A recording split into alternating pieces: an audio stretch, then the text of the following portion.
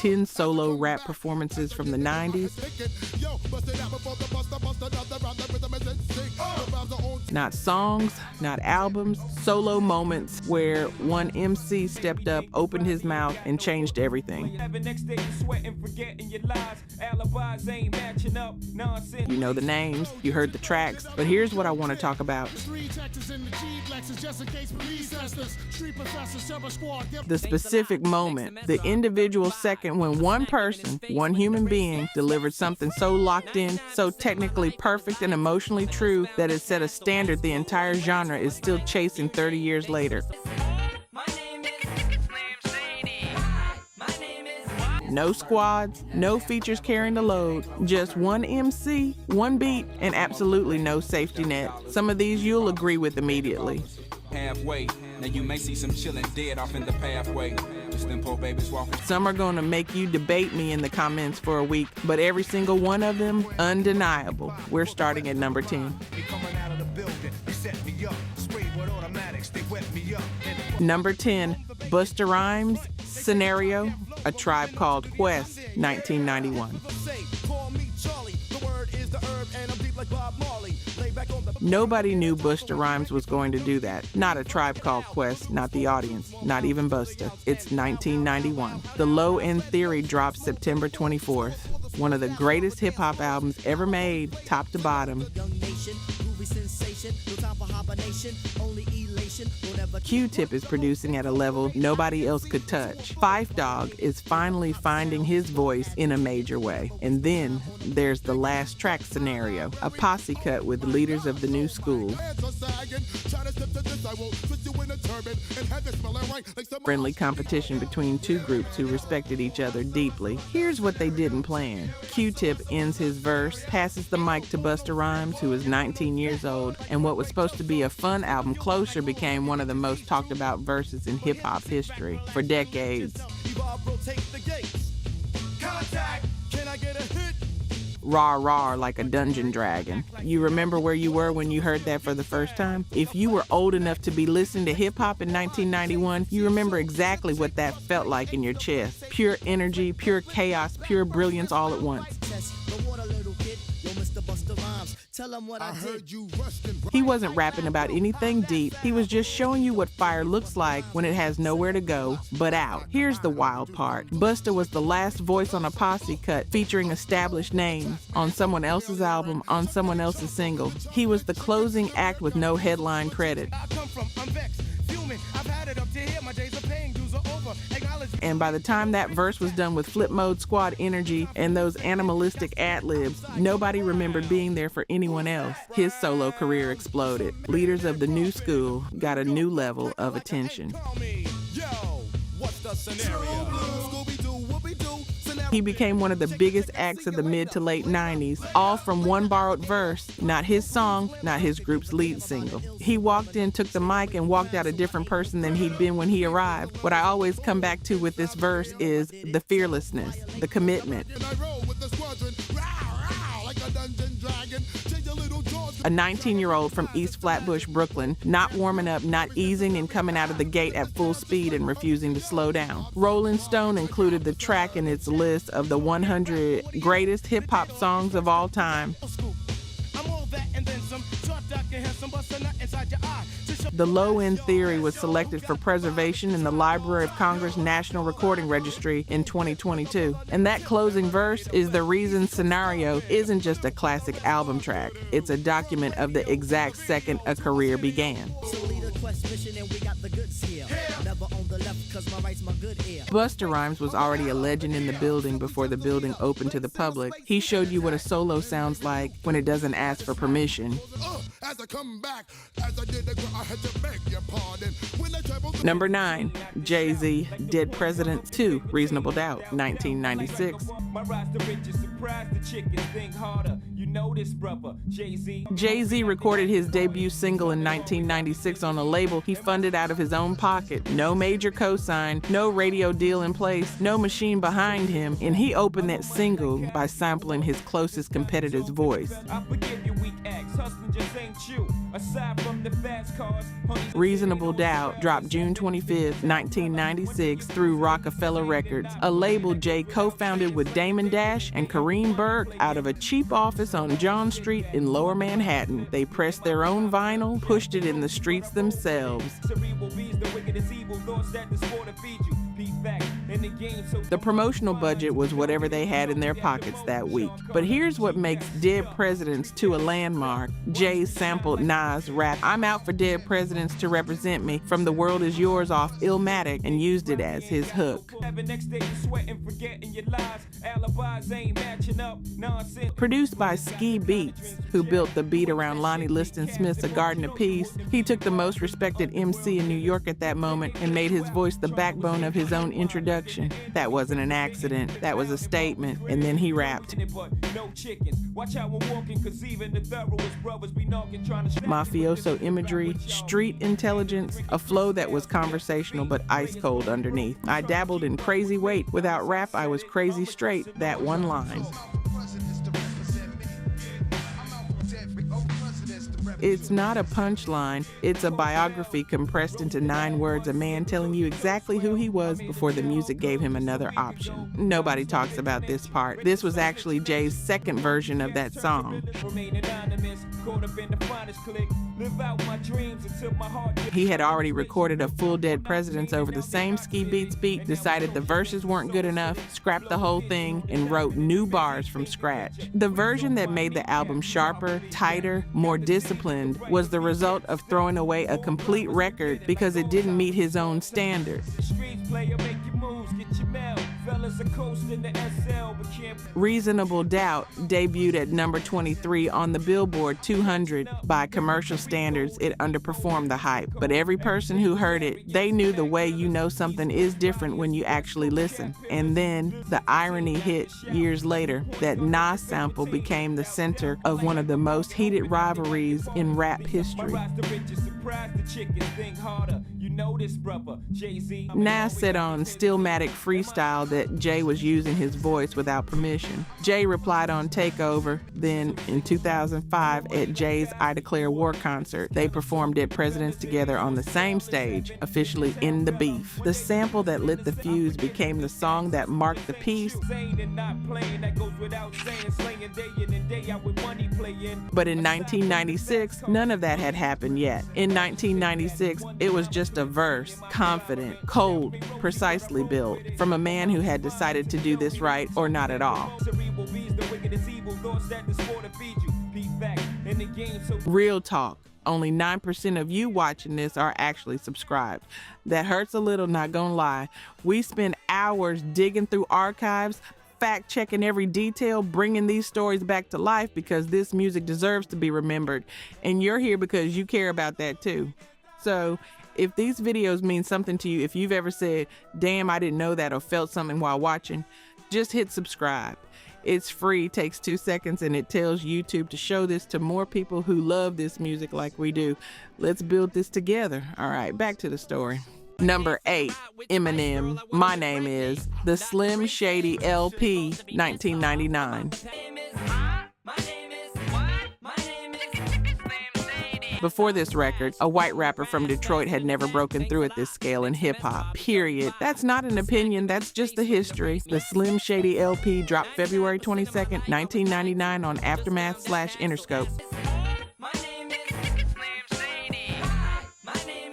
My Name Is, the lead single produced by Dr. Dre, hit radio simultaneously. Eminem had been grinding for years, battle rapping on the underground circuit, building a local reputation, winning the Rap Olympics in Los Angeles in 1997 against the best freestyle competitors in the country. Hi kids, do you like Primus? Wanna see me stick 9-inch nails to each one? Dre heard a demo tape from that period, personally reached out, flew him to California. That phone call changed everything. Here's what most people don't know. Eminem's original demo version was so raw, so uncut, and so uncompromising that Dre had to work with him to reshape it for radio. And even the cleaned up version that made the album was still unlike anything in mainstream pop.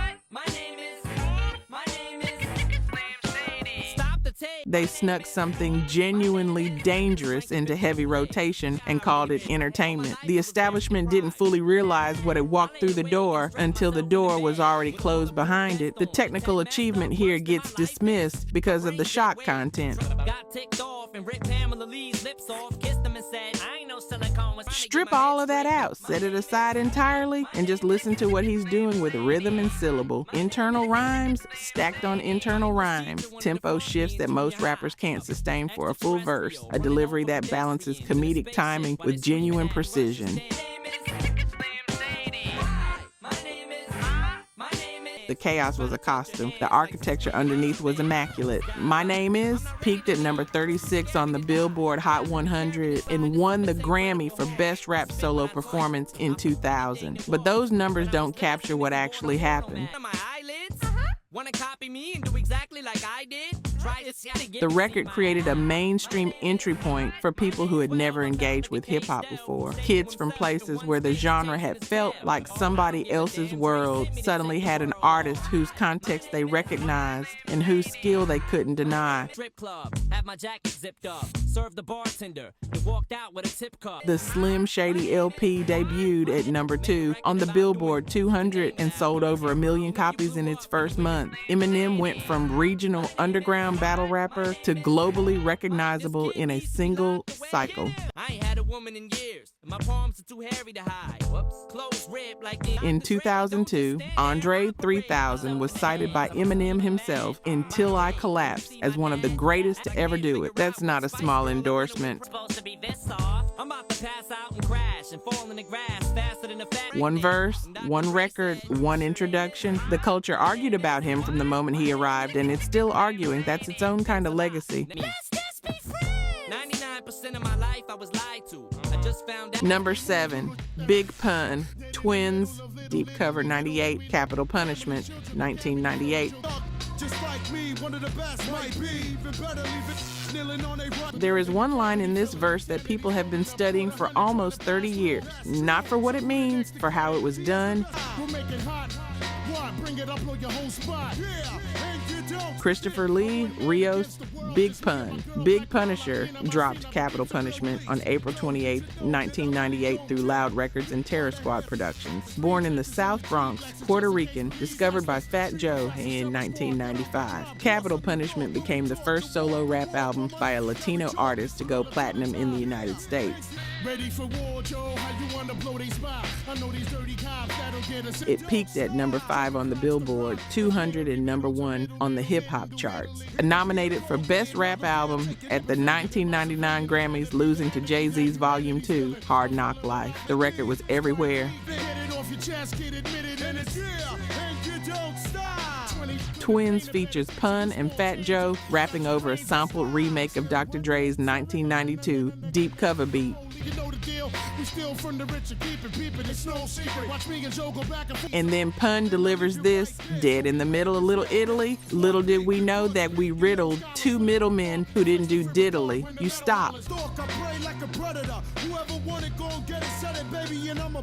You rewind. You play it again. Not because it's confusing, it's actually very clear, but because your brain needs a moment to process the internal rhyme density crammed into one breath. And here's what's wild. Pun himself said the second verse was actually better. Most people get so fixated on that first famous line that they don't notice him shifting gears entirely in the second verse. Same tempo, same control, completely different lyrical architecture. With that kind of skill, with those numbers, with that cultural moment, the mainstream crossover never fully arrived. He was too lyrical for the street lane, too hard for the pop lane. The label never committed to the campaign the way the music deserved. And if you've ever watched someone with undeniable talent get lost in the industry's inability to categorize them, you know what that silence costs. Big Pun son died on February 7, 2000, complications from his weight and the health issues that had been building throughout his brief career. He was 28. His second album, Yeah Baby, was released 2 months after his death. He never heard the final mix. Black thought of the Roots called Capital Punishment super groundbreaking at release. The doors had opened for Latin hip-hop. The artists who pointed at this record as the reason they believe it was possible, those doors are still open. Twinz is the verse people play when they want to show someone what mastery sounds like. Not complexity for complexity's sake, not showing off, just a man operating at the absolute ceiling of his craft on a borrowed beat at 26 years old on his first album. Number 6, André, 3000, Aquemini, Outkast, 1998. At the 1995 Source Awards in Madison Square Garden, the New York crowd booed Outkast when they won Best New Rap Group. André 3000 stepped to the mic and said 5 words. The South got something to say. Heroes eventually die. Horoscopes often lie, and in some 3 years later, Aquemini dropped September 29, 1998, and the title track, produced by Organized Noise, was the moment that made every skeptic sit down. André's final verse on that song, the one that starts accelerating about 2/3 in and doesn't slow down. Now it's the time to get on, like Spike Lee said, get on the bus. Go get your work and keep your people chirping. What he does on that verse is hard to explain in words, which is the whole point of music. He builds a rhyme scheme where nearly every single word ends in the N sound. Street scholars, majoring in culinary arts. And instead of feeling like a stunt or a technical exercise, it sounds like he's thinking out loud at a frequency most people can't access. Like he's not choosing words so much as the words are choosing him, and it keeps going. Times why, nothing is for show, nothing is for certain. None lasts forever. It doesn't break. The rhythm doesn't slip. It's the kind of verse that makes other rappers uncomfortable because they know what it took and they know they just heard something they can't match. Here's what still gets to me about this. At the time, the mainstream rap conversation was largely looking past the South. East Coast was rebuilding after losing Biggie. West Coast was recovering after Pac. Know what you're selling, what you're about, so cut that big talk. Let's walk to the bridge, meet me. And then Outkast was already 3 albums deep into something that nobody had tried before, blending southern funk and jazz and psychedelia and pure lyricism into an approach that had no label, no precedent, no lane to occupy. They made the lane. And there was also a deeper emotional layer underneath the technique. André wasn't just doing wordplay. He was responding to years of dismissal from the industry, from certain corners of the culture, from the crowd that booed him at his own award. Even the sun goes down, heroes eventually die. He was answering in the only language he knew, and the answer was inarguable. Before the rhyme scheme goes into full gear, he's already asking questions that most rappers were too concerned with image to ask out loud. Or probably more than a hobby when my turntables get wobbly, they don't fall. I'm sorry, y'all. The combination philosophical depth and technical fireworks and emotional honesty is why this verse stands alone in the catalog. Outkast would go on to win the Grammy for Album of the Year in 2004. Aquemini is where the argument for their greatness became impossible to dismiss, and that closing verse is where the argument started. Number 5, Tupac, Ambitionz, As a Writer, All Eyez on Me, 1996. October 13th, 1995, Suge Knight had posted $1.4 million bail to get Tupac released from Clinton Correctional Facility in New York, where he'd been serving time on a sexual assault conviction he denied to the end of his life.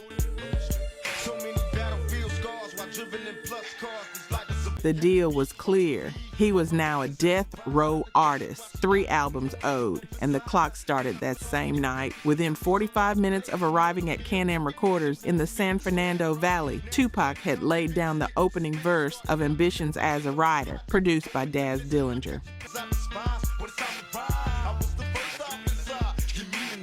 Kurupt was in the studio that night and told XXL years later, first day he came home, Ambitionz as a Rider, that was the first record he did. First record coming out of prison under a contractual obligation, carrying 11 months of suppressed fury. Out on bail, fresh out of jail, that's not a line crafted in a second pass. That's a man documenting reality in real time. The commitment in that opening, the aggression underneath the G-Funk production, the refusal to ease in or warm up. That's what a year of incarceration plus the specific hunger of someone who knows he's on borrowed time sounds like when it has no choice but to come out. All Eyez on Me dropped February 13th, 1996, the first mainstream double disc hip-hop solo album ever released. 27 tracks. It debuted at #1 on the Billboard 200 with 566,000 copies in the first week. Ambitionz as a Rider was track 1, disc 1. First thing you heard when you pressed play, 7 months later he was gone. That context changes how the verse lands. Because Tupac wasn't rapping about being invincible, he was rapping about refusing to be stopped. There's a gap between those two things. Invincible is a fantasy. Refusing to be stopped is a decision you make every single morning, knowing the odds. If you had the cassette in February of '96, if you pressed play in your car or your room and heard that beat come in, you felt something shift. After everything the culture had been through, the East-West tension hardening into something real and dangerous. The violence that had bled out of metaphor and into the street. This record felt like a man stepping into the center of all of it and refusing to blink. The album was certified diamond in 2014, 5 million copies. Rolling Stone ranked it at number 436 on its revised 500 greatest albums list in 2020. And none of it comes close to what it felt like to hear that opening verse with nothing to prepare you for it. Fresh in 1996, with everything it carried, Tupac Shakur was murdered on September 13th, 1996. He was 25 years old.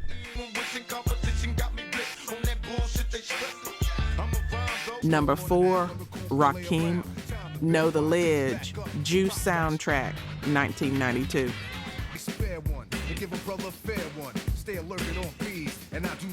Before there was a consensus on what an MC was supposed to do technically, Rakim wrote the definition, not as a theory, as a practice, on record, every time.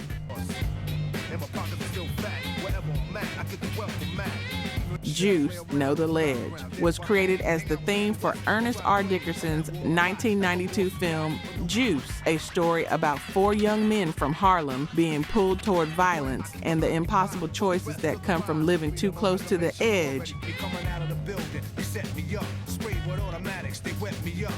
The film starred Omar Epps and a young Tupac Shakur in one of his first major acting roles. The soundtrack was released December 31st, 1991. The single followed in February 1992.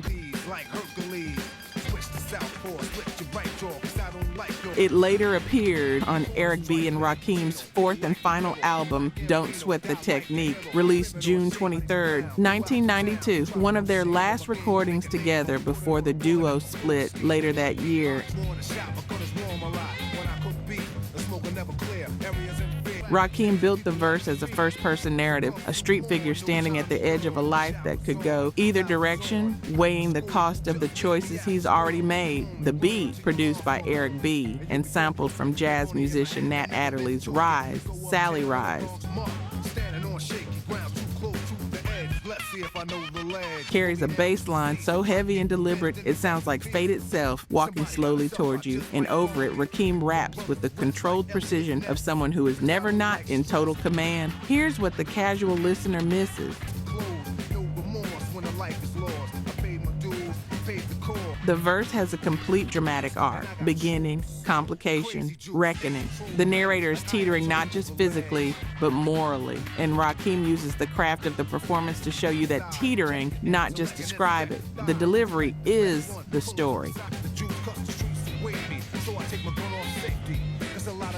The meter mirrors the instability. The way he phrases certain lines makes you feel the ground moving under the character's feet. That's the separation. Technical skill was never Rakim's goal. It was his vehicle. Every syllable was placed in service of something larger. And in 1992, at the close of a partnership that had fundamentally reshaped what hip-hop could aspire to, he went out exactly the way he came in, with a verse that teaches you something new on the third listen. If you came up in this era, you probably know what it meant to be a Rakim head, not just a fan, a student. Because listening to him was never passive. He demanded your full attention and rewarded it. Eric B. and Rakim split after Don't Sweat the Technique. That partnership paid in full. Follow the leader, let the rhythm. Hit 'em is one of the foundational texts of this genre. Know the Ledge was among the last verses from that era. The man who rewrote the rules walked out the door quietly. The culture is still living in the house he built. Number 3, DMX. Ruff Ryders' Anthem is Dark and Hell is Hot, 1998. After Biggie died on March 9th, 1997, and Tupac the September before, there was a silence in New York rap. Not a silence of sound, a silence of spirit. Someone needed to fill it. Earl Simmons had been grinding in New York for years. Underground battles, Yonkers, street reputation. The rap industry knew who he was. The mainstream didn't.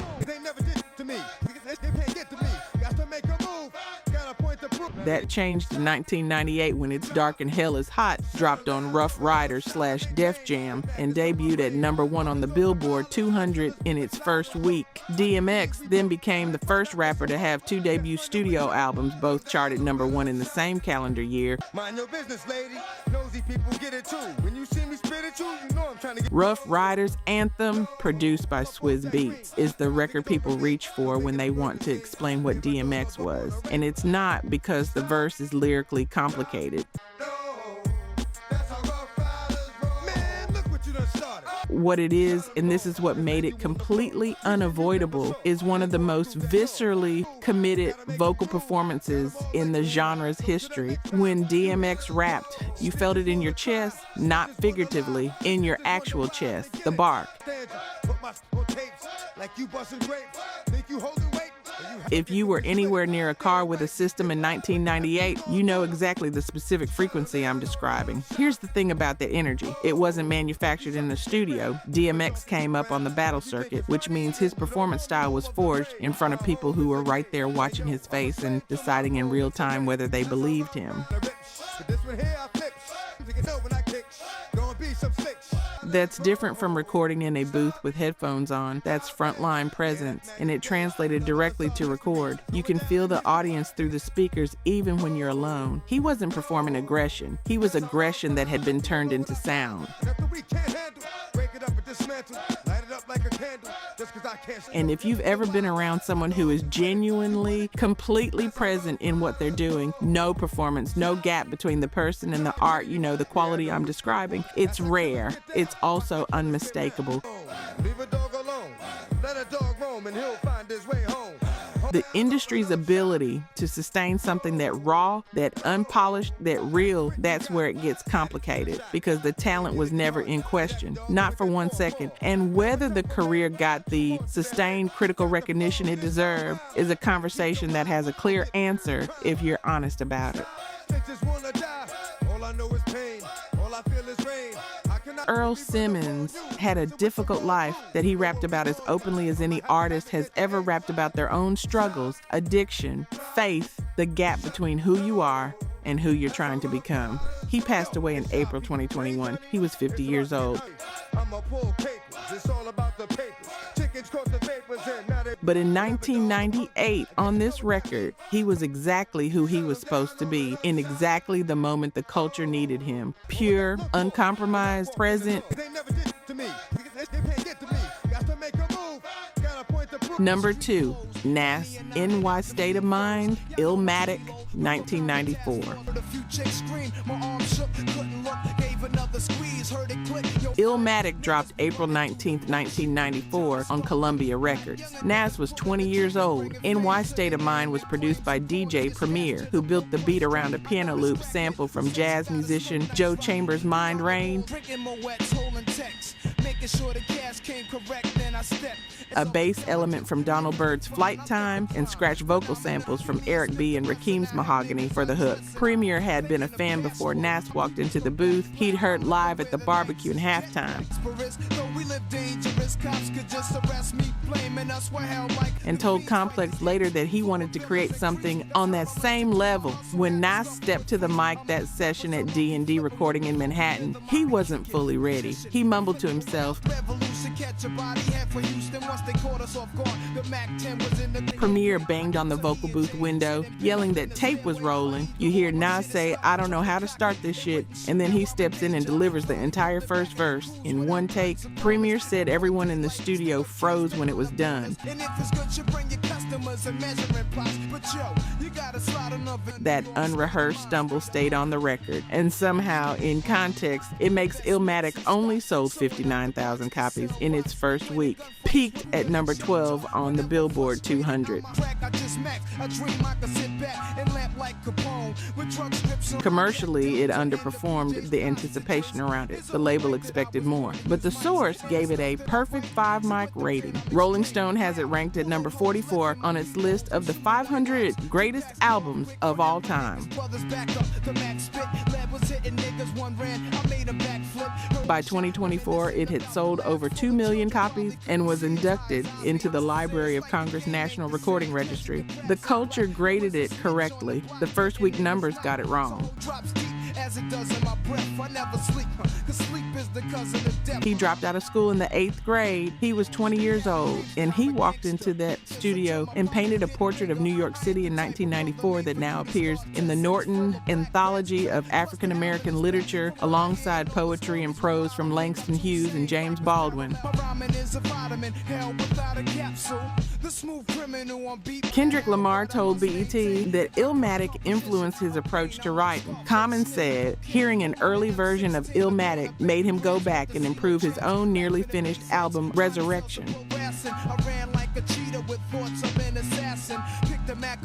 Listening to Halftime, Premier decided he needed to make something on that level, and he built the N.W.A. State of Mind beat as a direct response. The record created ripples before it even existed in its final form.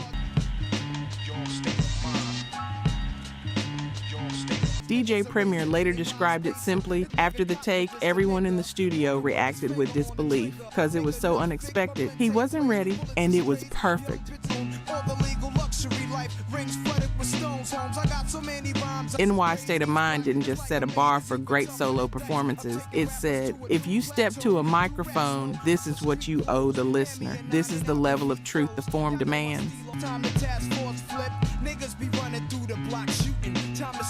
Number 1, the Notorious B.I.G. Flavor in Your Ear remix, Craig Mack, 1994. Before Juicy, before Ready to Die, before the Notorious B.I.G. was the Notorious B.I.G., there was a remix in the summer of 1994 that told everyone paying attention exactly what was about to happen. Craig Mack's Flavor in Your Ear was released July 2nd, 1994 on Bad Boy Records, produced by Easy Mo B over a sample of the Pepper's Pepper Box. It peaked at number 9 on the Billboard Hot 100, legitimate hit, certified platinum. Puff Daddy then built the remix as a showcase for what Bad Boy was assembling. LL Cool J, Busta Rhymes, Rampage, Craig Mack, and this unknown kid from the Bed-Stuy neighborhood of Brooklyn who had no album and no real mainstream profile yet.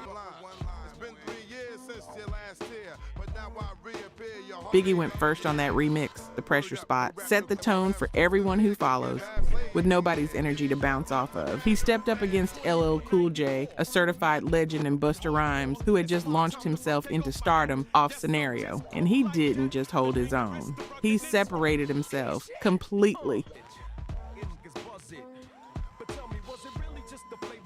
Ready to Die hadn't dropped yet when this remix hit. That came September 13th, 1994, just weeks later. But by the time the album arrived, the conversation had already started. This verse started it before the debut, before the singles, before anyone outside the inner circle had a full picture of who this person was. Here's what I always come back to. The best rappers in that era were hungry, aggressive, demonstrative. They came to prove something with every bar. Biggie made it look like he was doing nothing. He was relaxed. The way you're relaxed when something is completely natural to you. Not working hard, not reaching. Just being exactly who you are, precisely where you're supposed to be. That calm is the hardest thing to achieve. It requires so much underneath it, the craft, the preparation, the internal certainty that most artists spend entire careers trying to approximate it and never quite get there. Biggie had it on a remix before his first album existed. The AV Club described Craig Mack's fate as being so outshone on his own hit, he's eclipsed into almost total obscurity. That's not a critique of Craig Mack. That's a testament to what walked into his song uninvited and claimed it as its own. Notorious B.I.G. died on March 9th, 1997. He was 24 years old. In fewer than 3 years of recording at the major label level, he had fundamentally altered the sound of East Coast rap. Become the standard by which an entire generation of MCs measured themselves and delivered performances that are still being studied, still being quoted, still being held up as the template. And before any of it was official, before the debut album with the iconic cover, before the singles, before the posters on every wall, there was a remix, a borrowed spotlight, an audition for a throne that had been empty and waiting. He walked in, he was ready, he didn't need a second take